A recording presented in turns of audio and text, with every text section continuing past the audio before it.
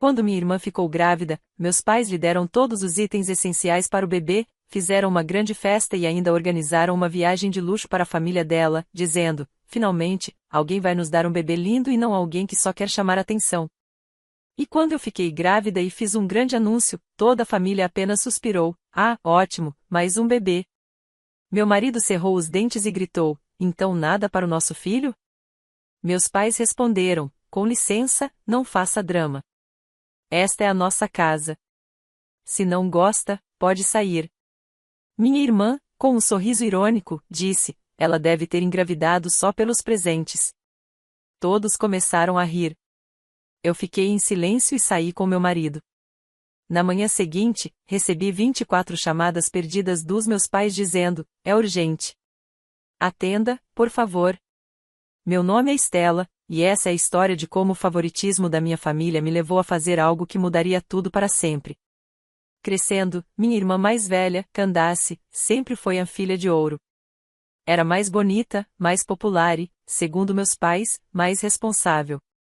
Eu era a filha mais nova que supostamente buscava atenção e causava drama em qualquer lugar. Pelo menos era o que sempre me diziam. Candace ficava com o melhor quarto, as roupas mais bonitas e, principalmente, o apoio e o amor incondicional dos meus pais.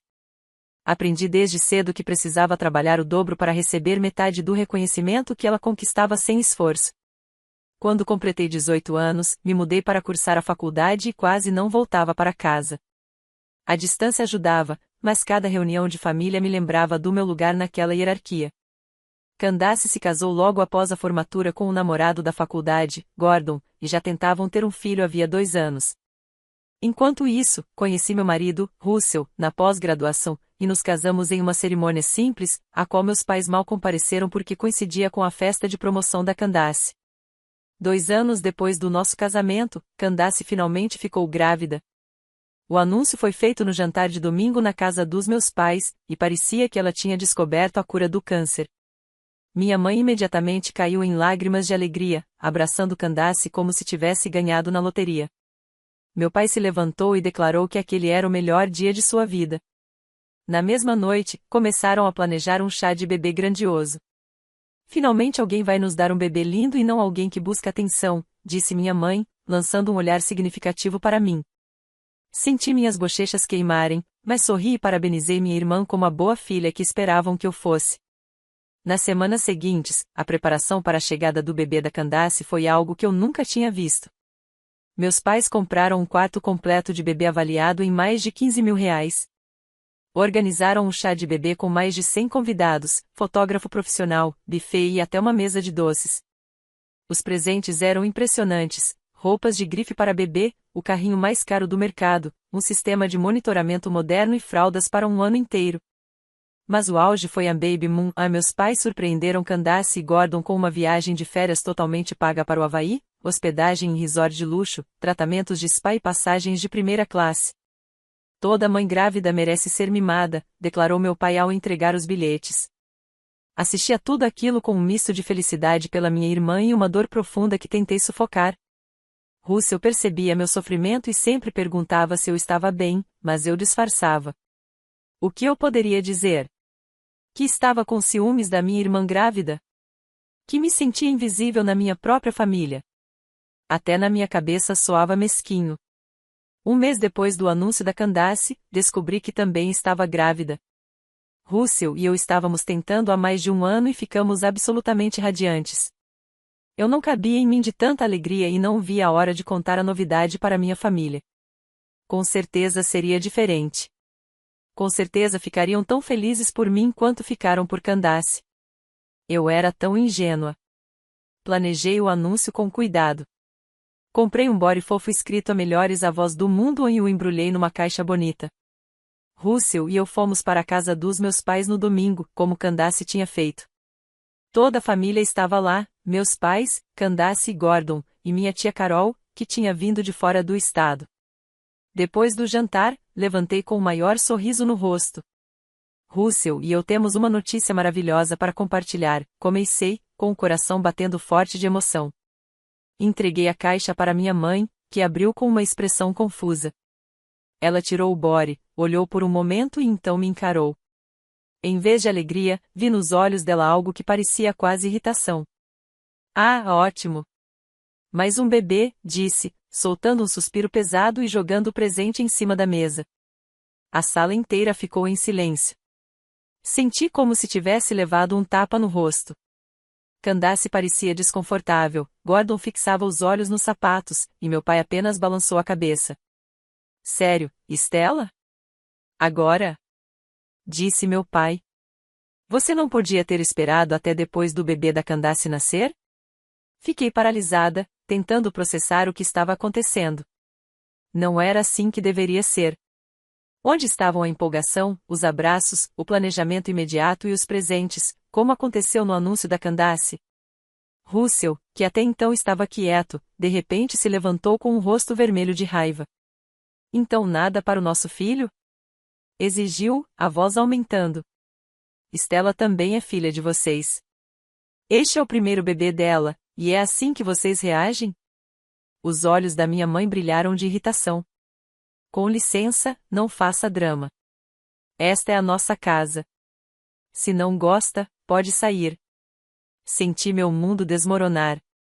Candace, que estava em silêncio até então, falou com um sorriso irônico. Ela deve ter engravidado só pelos presentes. Foi quando todos começaram a rir.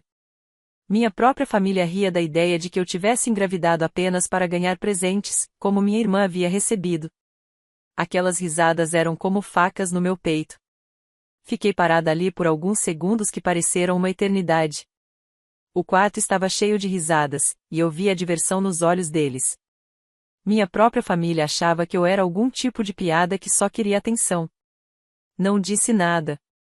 Não consegui. Minha garganta estava fechada e as lágrimas ameaçavam cair. Virei e caminhei em direção à porta, com Russell logo atrás de mim. Ao sairmos, ouvi minha mãe gritar. Não seja tão dramática, Stella. A viagem de carro de volta foi silenciosa, exceto pelo som dos meus soluços contidos. Russell segurou minha mão, o maxilar travado de raiva. Quando chegamos em casa, ele finalmente falou, em voz baixa. Isso foi imperdoável. Não acredito que trataram você desse jeito. Chorei por horas naquela noite. Todos os anos me sentindo em segundo plano, sendo ignorada e desprezada, voltaram à tona. Mas dessa vez era diferente. Não se tratava apenas de mim. Eles haviam rejeitado meu filho ainda não nascido, nosso filho, como se fosse um incômodo. Na manhã seguinte, acordei com 24 chamadas perdidas dos meus pais. As mensagens de voz eram frenéticas. Stella, é urgente. Por favor, atenda. Aconteceu algo terrível. Precisamos que você nos ligue imediatamente. Meu coração disparou quando retornei a ligação, temendo que algo tivesse acontecido com Candace ou com o bebê. Minha mãe atendeu no primeiro toque. Stella, graças a Deus. Precisamos que você venha agora mesmo. O que houve? A Candace está bem? O bebê está bem? Candace está bem, mas temos um problema. Um grande problema. Você pode vir? Não podemos falar isso por telefone. Contra meu bom senso e os protestos de Russell, dirigi até a casa dos meus pais. Quando cheguei, encontrei-os sentados à mesa da cozinha com expressões sérias. Candace também estava lá, pálida e preocupada. Sente-se, disse meu pai, com a voz grave. Continuei de pé. O que está acontecendo? Minha mãe respirou fundo. Ontem à noite recebemos uma ligação da mãe do Gordon. Aparentemente, ele está tendo um caso há meses. Ela descobriu e contou tudo para Candace. Olhei para Candace, que encarava as próprias mãos. Sinto muito, Jace. Você está bem? Ela levantou os olhos cheios de lágrimas. Piorou. Ele estava roubando dinheiro da nossa conta conjunta para sustentar a namorada. Nossas economias acabaram. Todas elas. E ele já entrou com o pedido de divórcio. Senti uma pena genuína da minha irmã. Apesar de tudo, eu não queria que ela sofresse. Isso é horrível. Sinto muito que você esteja passando por isso, disse. Meu pai pigarreou e então falou. É o seguinte, Estela. Gastamos muito dinheiro com os preparativos para o bebê da Candace. O quarto, o chá de bebê, a viagem para o Havaí, foram mais de R$ 75.000 no total. E agora, com o Gordon indo embora e levando metade de tudo, a Candace não tem condições de criar o bebê sozinha. Fiquei olhando para ele sem entender para onde aquilo estava indo. Minha mãe entrou na conversa. Estávamos pensando se você e o Russell poderiam ajudar.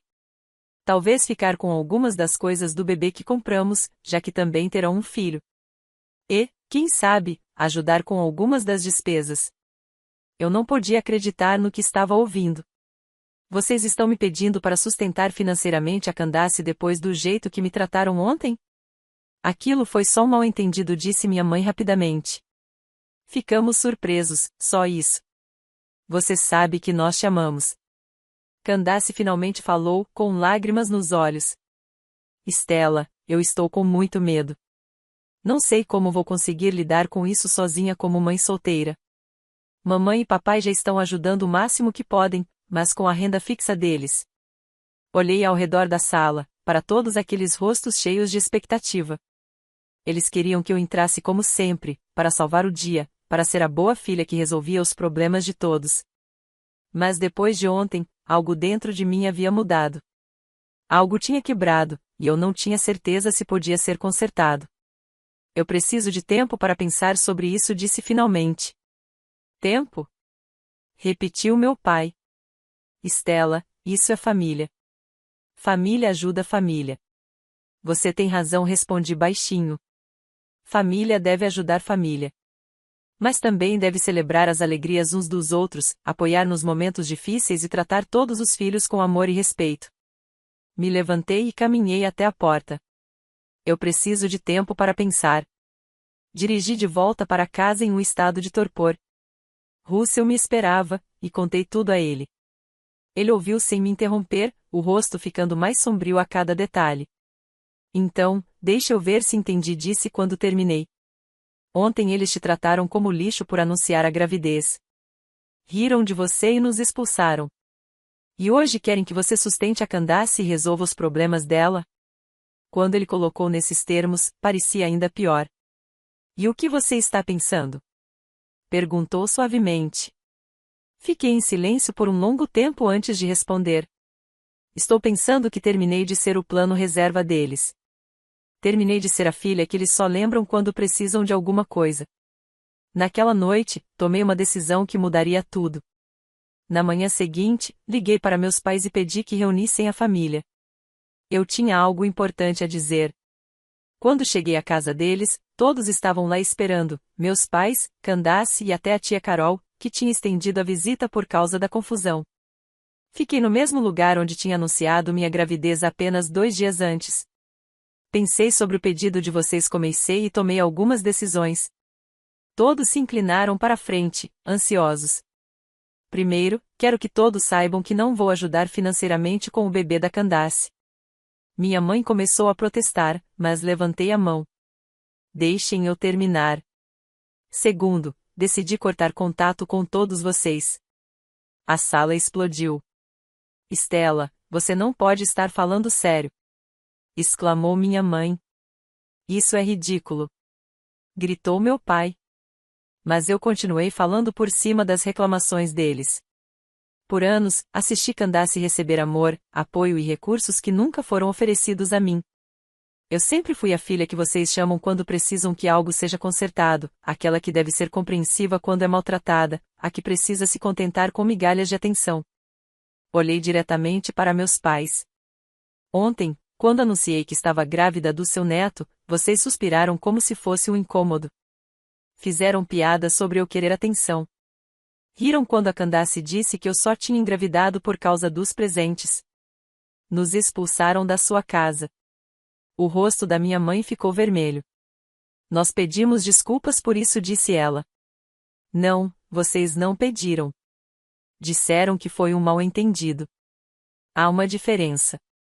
Virei-me para Candace. E você, minha querida irmã, sorriu e fez piadas às minhas custas enquanto eu tentava compartilhar um dos momentos mais felizes da minha vida. Candace parecia abatida. Estela, eu só estava brincando. Não quis dizer de verdade. Vocês todos disseram aquilo de verdade, respondi baixinho. E tudo bem, porque finalmente isso me ajudou a ver a verdade sobre esta família. Puxei um envelope da minha bolsa. Esta é uma carta que escrevi para cada um de vocês. Explica detalhadamente por que estou cortando o contato e o que precisaria mudar caso algum dia queiram ter um relacionamento comigo e com meu filho. Coloquei o envelope sobre a mesa. Não me liguem. Não me mandem mensagens.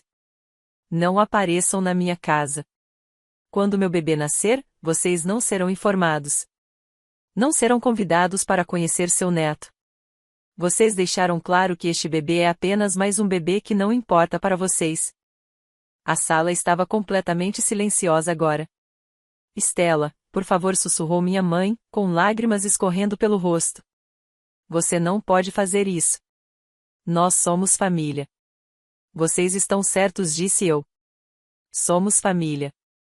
Mas ser família não é apenas compartilhar DNA. É sobre amor, respeito, apoio e tratar uns aos outros com bondade. E vocês me mostraram repetidamente que eu não tenho isso aqui. Olhei ao redor da sala uma última vez. Se a Candace precisar de ajuda, ela pode pedir aos pais do Gordon ou recorrer a algum tipo de assistência, ou resolver como qualquer outra mãe solteira faria. Não sou responsável por limpar a bagunça que o marido dela fez, especialmente depois do jeito que fui tratada. Me dirigi à porta. Ben virou-se para mim. Ah, e mais uma coisa. Já conversei em particular com a tia Carol. Ela vai ficar comigo pelo resto da visita. Disse que tem observado a dinâmica desta família por anos e está enojada com o que viu. A tia Carol se levantou lentamente. Estela está certa. Tenho visto você favorecer a Candace por décadas e fiquei quieta porque não era da minha conta. Mas o que aconteceu ontem foi cruel e imperdoável. Tenho orgulho da Estela por finalmente se posicionar. Ela se aproximou de mim.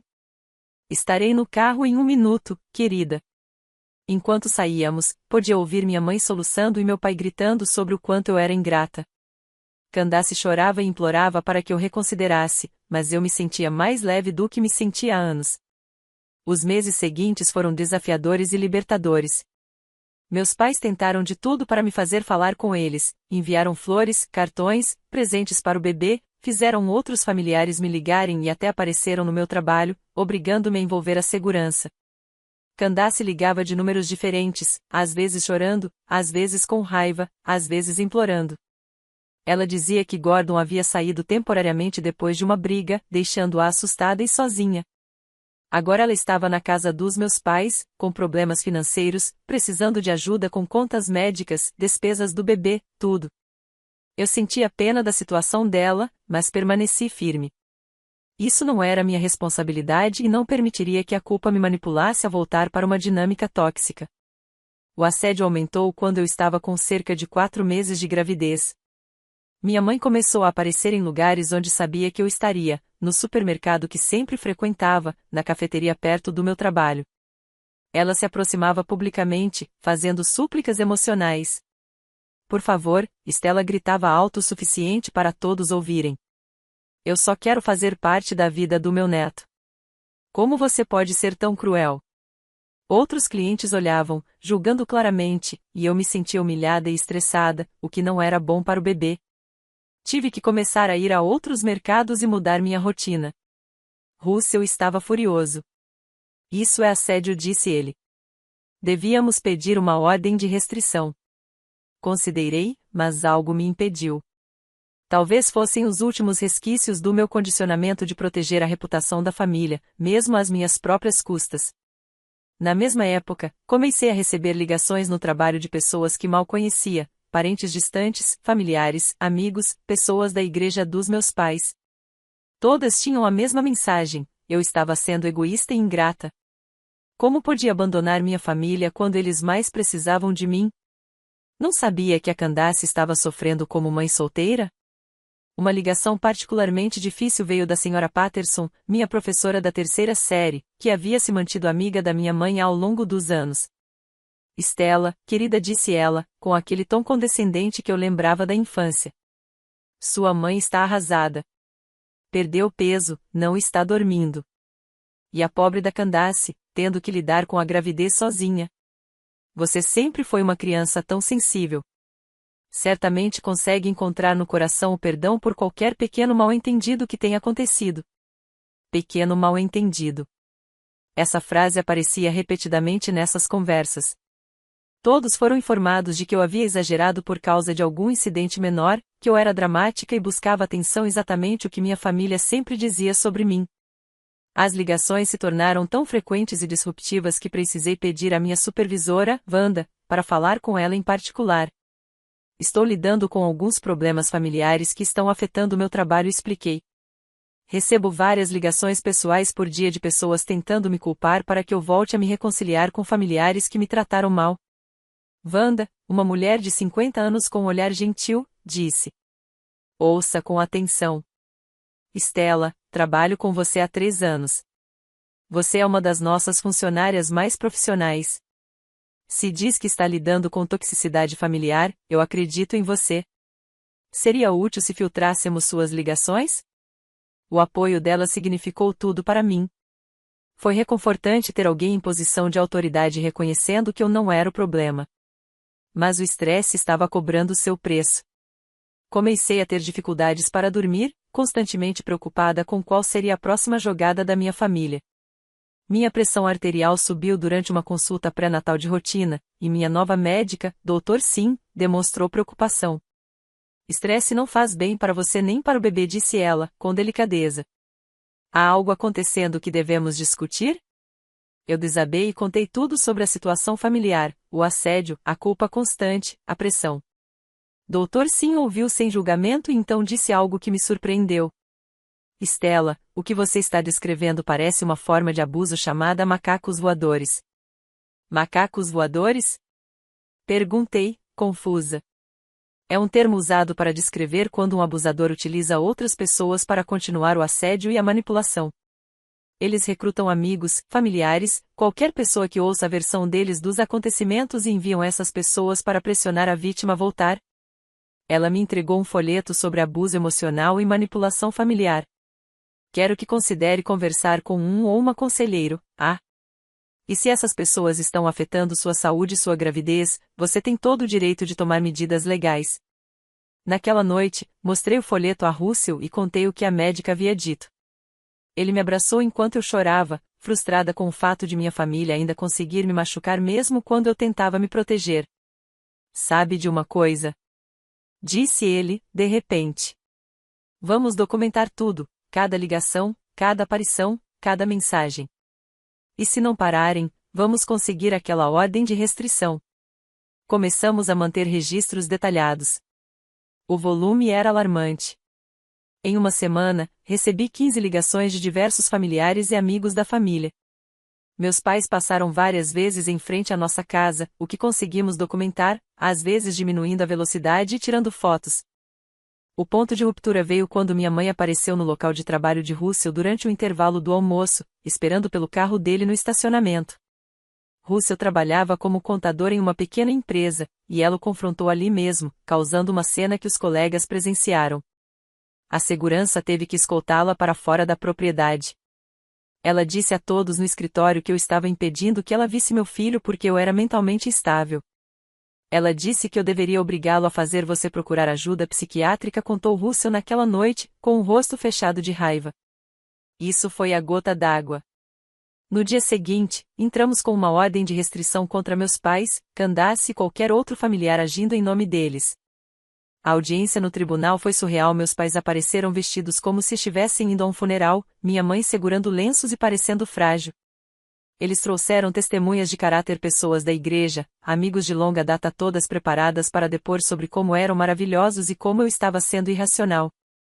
Mas tínhamos nossa documentação, 15 páginas de incidentes de assédio registrados, fotos deles parados em frente à nossa casa, o testemunho do supervisor do Russell sobre o confronto no estacionamento e um parecer da Dr. Sim sobre como o estresse afetava a minha gravidez. A juíza, uma mulher mais velha com um olhar penetrante, ouviu ambos os lados. Quando minha mãe começou a chorar e afirmar que só queria amar seu neto, a expressão da juíza permaneceu neutra. Senhora Thompson, disse a juíza para minha mãe, amor não inclui assédio, perseguição e interrupção no local de trabalho. As provas apresentadas mostram um padrão claro de comportamento projetado para forçar contato por meio de intimidação e manipulação emocional. A ordem de restrição foi concedida por 6 meses, com possibilidade de extensão. Meus pais não poderiam ter nenhum contato comigo, com Russell ou com nossa propriedade. Não poderiam se aproximar a menos de 150 metros da nossa casa, dos nossos locais de trabalho ou de qualquer instalação médica que eu frequentasse.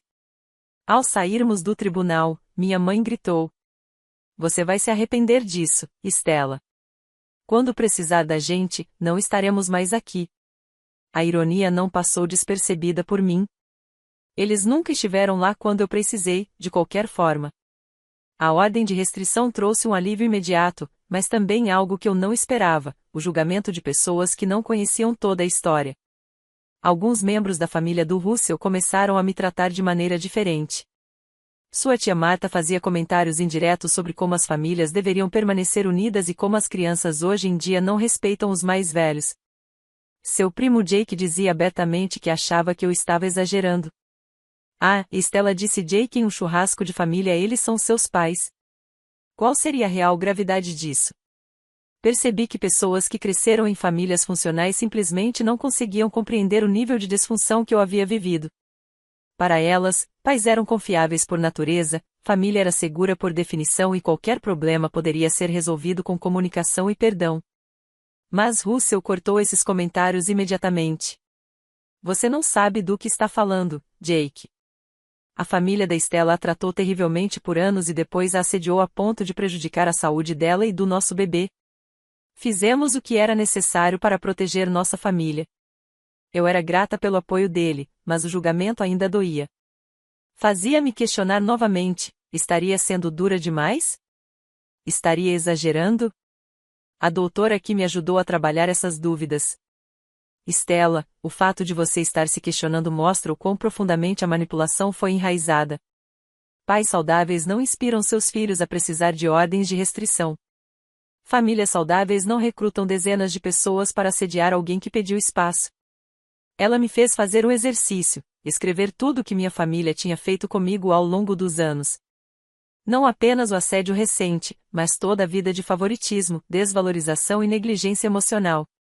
Quando li a lista em voz alta, foi avassalador. "Se uma amiga contasse essa história sobre a família dela, o que você diria a ela?" perguntou a doutora Kim. "Diria que ela merece algo melhor", respondi, sem hesitar. "Então por que é diferente quando é a sua história?"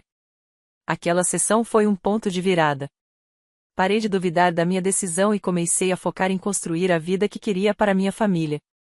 A paz que veio com a ordem de restrição me permitiu aproveitar a gravidez de maneiras que antes não conseguia. Russell e eu fizemos aulas de parto juntos, montamos o quarto do bebê e começamos a ler livros sobre paternidade. Pela primeira vez em meses, senti esperança e entusiasmo pelo futuro, em vez de ansiedade e defensividade. Decidimos manter o sexo do bebê em segredo, o que frustrou alguns familiares do Russell que queriam comprar presentes específicos. Mas adorei o mistério e adorei que nosso bebê seria recebido com amor, fosse menino ou menina. Por volta do 7º mês, algo inesperado aconteceu. Recebi uma carta da Candace. Não uma ligação ou uma confrontação dramática, mas uma carta escrita à mão enviada para nosso endereço. A carta era diferente das comunicações anteriores dela. Não havia súplicas, manipulação ou tentativa de culpar. Ela escreveu sobre como estava em terapia e começando a compreender os danos que havia causado. "Sei que isso não conserta nada", escreveu ela, "mas queria que você soubesse que estou recebendo ajuda. Estou começando a perceber o quanto estava errada em tantas coisas. Não espero perdão e não estou pedindo que você mude de ideia sobre manter distância de nós. Eu só queria que você soubesse que alguns de nós finalmente estão começando a enxergar a verdade." Eu não estava pronta para responder, mas algo naquela carta parecia diferente, mais honesta, menos manipuladora. Isso me deu esperança de que talvez algum dia pudesse haver algum tipo de cura, mesmo que essa cura não incluísse reconciliação. Russell foi incrivelmente solidário durante tudo isso. Ele me ajudou a trocar nossos números de telefone, instalou câmeras de segurança em nossa casa e até me acompanhou a algumas sessões de terapia para me ajudar a processar o trauma familiar que eu vinha ignorando há anos. Minha terapeuta, doutora Kim, me ajudou a entender que o que eu estava vivendo se chamava Síndrome do bode expiatório. Em famílias disfuncionais, uma criança se torna a filha dourada, que não pode errar, enquanto outra se torna o bode expiatório, culpada por tudo e com a expectativa de consertar os problemas de todos. Você foi programada desde a infância para acreditar que seu valor vem do quanto você pode fazer pelos outros, explicou ela. É por isso que isso parece tão difícil. Você está quebrando um padrão que foi enraizado em você por décadas. A terapia ajudou imensamente. Pela primeira vez na vida, eu estava aprendendo a priorizar meu próprio bem-estar e o da minha família imediata, Russell e nosso filho ainda não nascido. À medida que minha data de parto se aproximava, as tentativas de contato da minha família se intensificaram. Eles pareciam perceber que, depois que o bebê nascesse, suas chances de envolvimento seriam ainda menores. Minha mãe começou a aparecer em lugares onde sabia que eu estaria: o supermercado, o consultório médico, meu local de trabalho. Cada vez, ela me implorava para reconsiderar, prometendo que as coisas seriam diferentes. Vou tratar você e a Candace exatamente da mesma forma, chorava ela. Por favor, não nos afaste de nosso neto. Mas eu já tinha ouvido promessas assim antes e sabia que nunca duravam. 3 semanas antes da minha data de parto, algo aconteceu que eu nunca poderia ter previsto. Eu estava em casa dobrando roupas de bebê, aproveitando uma manhã tranquila de sábado, quando Russell atendeu a uma batida na porta. Ouvi ele conversando com alguém e, depois, chamando meu nome. Stella, tem alguém aqui para te ver. É o Gordon. Gordon, o marido da Candace. Fiquei confusa, mas curiosa o suficiente para ver o que ele queria. Ele estava na nossa sala parecendo péssimo, havia perdido peso, suas roupas estavam amassadas e parecia não ter dormido há dias. Stella, preciso falar com você, disse-lhe com urgência. É sobre a Candace e seus pais. Eu não quero me envolver no seu drama, Gordon. Por favor, apenas ouça. Há coisas que você não sabe. Coisas sobre por que seus pais te tratam de maneira diferente. Algo na voz dele me fez pausar. Russell fez um gesto para que ele se sentasse. Do que você está falando? Perguntei. Gordon respirou fundo. Quando Candace e eu tivemos problemas no casamento no ano passado, ela passou muito tempo na casa dos seus pais. Uma noite fui buscá-la e acabei ouvindo uma conversa entre ela e sua mãe. Eles não sabiam que eu estava lá. Ele parecia desconfortável. Elas estavam falando sobre você, sobre por que seus pais sempre favoreceram a Candace. Sua mãe estava explicando para Candace que precisava manter sua posição como favorita porque... Por que o quê, Gordon? Interrompi. Porque você não é filha biológica do seu pai. A sala ficou completamente em silêncio. Senti como se todo o ar tivesse sido sugado dos meus pulmões. O que você disse? Sua mãe teve um caso quando você foi concebida. Seu pai descobriu quando você tinha cerca de 2 anos, mas decidiram permanecer juntos. No entanto, ele nunca conseguiu olhar para você da mesma forma. E sua mãe compensa favorecendo a Candace para manter seu pai feliz. Fitei-o, tentando processar o que estava ouvindo. Isso não pode ser verdade. A Candace sabe. Ela sabe há anos. É por isso que ela nunca se sentiu culpada pelo favoritismo. Ela acha que merece porque é a filha real. Russell estendeu a mão e segurou a minha. Eu estava tremendo. Por que você está me contando isso? Sussurrei. A expressão de Gordon se desfez. Porque eu não sou a pessoa que eles pintaram. A Candace tem mentido sobre tudo, nossos problemas no casamento, questões financeiras, tudo. O quê? Ela planejou isso por meses. Queria engravidar, receber todos os presentes e o dinheiro dos seus pais e, em seguida, se fazer de vítima para conseguir ainda mais apoio. Ela estava criando provas falsas e movimentando dinheiro para fazer parecer que eu estava roubando dela. Senti-me mal. Por que ela faria isso?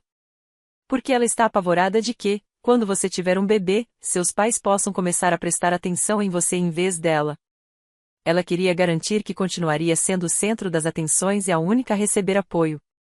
Ele pegou o celular. Tenho gravações dela admitindo tudo isso. Ela estava ao telefone com a amiga Sarah um dia, achando que eu estava no banho, e se gabava de como havia manipulado toda a situação. Com as mãos trêmulas, peguei o celular e ouvi a gravação. A voz da Candace estava clara e inconfundível.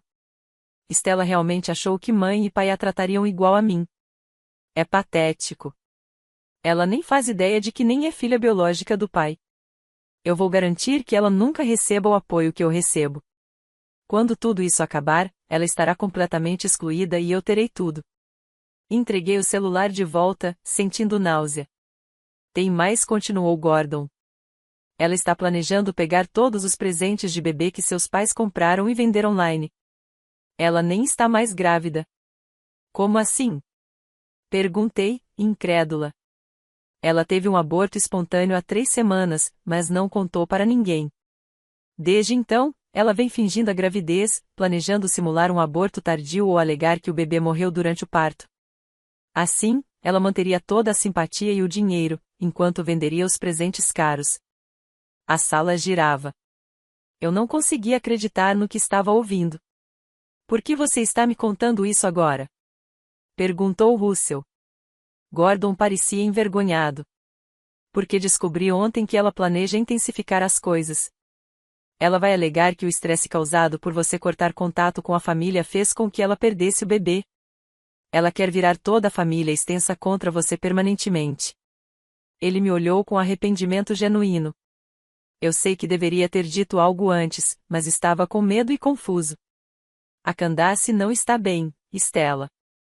As coisas que ela diz sobre você, os planos que faz, é perturbador. Eu não podia mais fazer parte disso. Sentei-me em silêncio, atônita, tentando processar tudo. Minha irmã havia orquestrado um plano elaborado para destruir meu relacionamento com minha família, roubar dinheiro e manipular as emoções de todos. E fez tudo isso sabendo que eu não era filha biológica do meu pai, informação que poderia ter explicado tanto sobre minha infância. Preciso pensar, disse, finalmente. Gordon assentiu. Entendo. Mas, Stella, você precisa saber, decidi ir até seus pais com todas essas informações e sugerir que a Candace busque ajuda profissional. Eles merecem saber o que ela tem feito.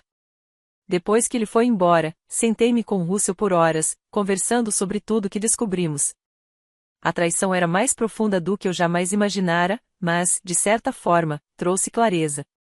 O que você vai fazer? Perguntou Russell. Pensei muito. Vou deixar que o Gordon lide com isso, mas não vou mudar minha decisão de manter o corte de contato. Pelo contrário, isso só confirma que eu estava certa em proteger a mim mesma e nosso bebê dessa toxicidade. 2 dias depois, foi o caos total. Gordon foi à casa dos meus pais e tocou a gravação para eles. Também trouxe provas da enganação da Candace sobre o aborto e evidências da manipulação financeira dela. Meu telefone começou a tocar sem parar. Meus pais estavam devastados, humilhados e furiosos, mas não comigo desta vez. Finalmente, eles estavam vendo a Candace como ela realmente era. A Candace, encurralada e exposta, teve um colapso completo. Foi internada para avaliação após ameaçar se machucar quando confrontada com as evidências. Meus pais imploraram para me ver. Queriam se desculpar, explicar, de algum modo consertar décadas de danos. Mas eu não estava pronta. Talvez nunca estivesse. A verdade sobre minha paternidade explicava tudo, mas não apagava a dor de uma vida inteira me sentindo indesejada e sem amor. Saber que havia uma razão para o favoritismo não curava magicamente as feridas que isso causou. 3 semanas depois, dei à luz uma linda e saudável filha. Chamamos de Lily Rose, e ela era absolutamente perfeita. Russell e eu estávamos nas nuvens de felicidade, e pela primeira vez em meses, não pensávamos em drama familiar, até os presentes começarem a chegar. Todos os dias, pacotes eram entregues em nossa casa. Roupas de bebê caras, brinquedos, móveis. Claramente, meus pais estavam tentando compensar tudo o que me fizeram passar. Cada pacote vinha com uma cartinha implorando para que eu deixasse que conhecessem sua neta. Doei tudo para um abrigo local de mulheres. A tia Carol, que havia decidido se mudar para nossa cidade para ficar mais próxima de mim, foi a única familiar que permiti conhecer Lily.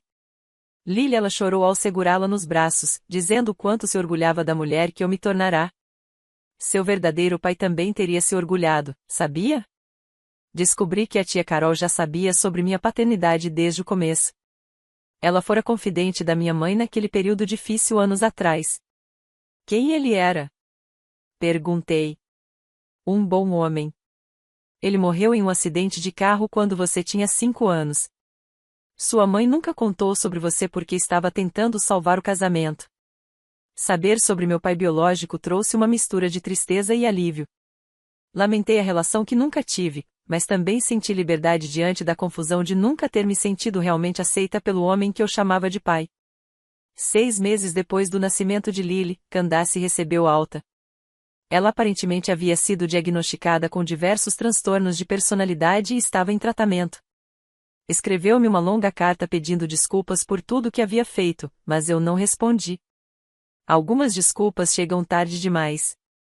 Meus pais continuaram tentando contato, mas eu mantive meus limites. Doutora que me ajudou a entender que perdoar não significa reconciliar-se e que eu podia deixar a raiva ir embora sem permitir que eles voltassem à minha vida. À medida que Lily crescia, encontrei paz na minha pequena, mas amorosa família. Russell era um pai incrível. A tia Carol assumiu o papel de avó presente, e eu construí fortes amizades com outras mães da vizinhança. A família em que nasci havia sido disfuncional e tóxica. Mas a família que escolhi estava cheia de amor, respeito e cuidado genuíno. Minha filha cresceria sabendo que era desejada, valorizada e celebrada tudo o que eu sempre quis quando criança. Às vezes, as pessoas me perguntam se me arrependo de ter cortado contato com minha família. Elas apontam que meus pais também foram vítimas da manipulação da Candace, que talvez estejam realmente arrependidos agora. Mas aprendi que estar arrependido e ser confiável são duas coisas diferentes. O padrão de favoritismo e negligência emocional não começou com os esquemas da Candace. Começou quando eu era uma criança e meu pai descobriu que eu não era sua filha biológica. Candace apenas explorou uma dinâmica que já existia. Não desejo mal a eles e espero que tenham encontrado paz e cura. Mas eu também encontrei paz e cura, e isso veio de colocar meu próprio bem-estar e o da minha filha em primeiro lugar. A garotinha que antes desesperadamente buscava a aprovação da família cresceu e se tornou uma mulher que percebeu que era digna de amor exatamente como era, sem precisar da permissão de ninguém para acreditar nisso. Hoje, enquanto escrevo, Lily está dando seus primeiros passos, e Russell e eu estamos esperando nosso segundo filho. Nossa casa está cheia de risadas, amor e do tipo de aceitação incondicional com que sempre sonhei. Às vezes, a melhor vingança não é se vingar. É construir uma vida melhor do que aquela que as pessoas tentam limitar você a ter. E, às vezes, afastar-se da toxicidade não é desistir da família. É, finalmente, colocar a família certa no lugar que ela merece.